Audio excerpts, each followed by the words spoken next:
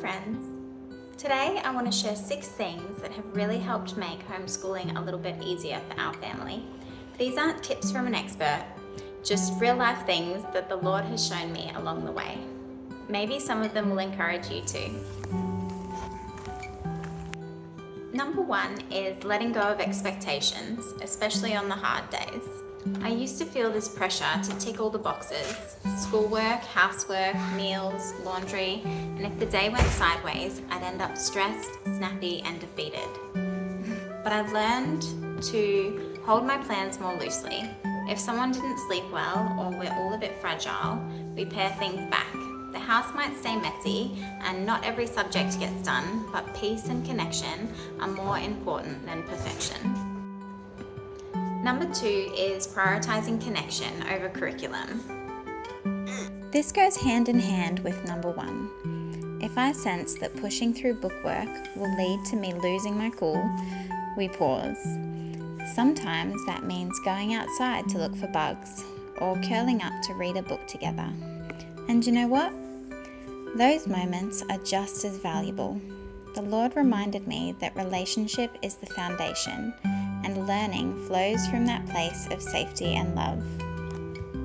Number 3 is making reading feel safe and confidence building. When we started this year, Boaz didn't even want to read one word. So instead of pushing every sentence, I let him read the words he was confident with, especially his sight words, and I'd read the rest. Slowly, his confidence grew. The Usborne Readers and the MasterBooks Language Arts curriculum have been amazing tools.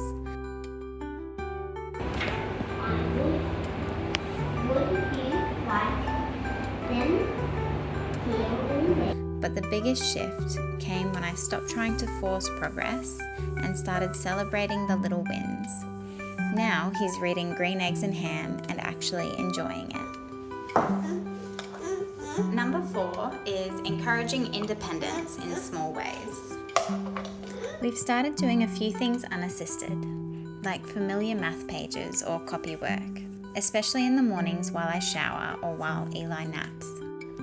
Boaz actually enjoys showing me what he did by himself, and I make a big deal of praising the effort, not just the result. It's building responsibility and confidence and gives me a tiny pocket of time to breathe. Number 5 is embracing learning outside of bookwork. At the beginning of the year, Boaz couldn't sit still for bookwork, and honestly, he didn't really like it. So we leaned into nature learning, hands-on activities, and literature-rich days. We still do our main subjects 4 or 5 days a week, but I've relaxed a lot about the rest. MasterBooks has short, beautiful lessons that leave space for life, and that's where so much learning happens anyway. And finally, number 6 is making time for myself and my marriage. This one's big.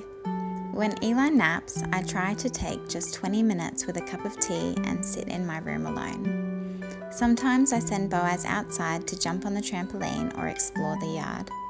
And in the evenings, we prioritize that time after bedtime to connect as husband and wife, even just to chat and debrief about our day. It's not selfish, it's an important part of a family, and it helps me to show up better the next day.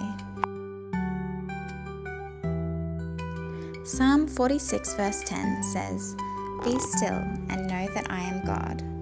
In the chaos, the noise, the to-do lists, that verse reminds me to pause, to breathe, to remember that God is in control, even when the day feels anything but. He's the one leading us in this homeschooling journey, and He's so faithful. So if you're in a hard season, I just want to say you're not alone. Take it one day at a time. Ask God to guide your steps, and don't be afraid to let go of what's not working. You're doing better than you think. Thanks for being here. I'd love to hear what's made your homeschooling easier for you. Let's keep encouraging one another, and I'll see you on the next one.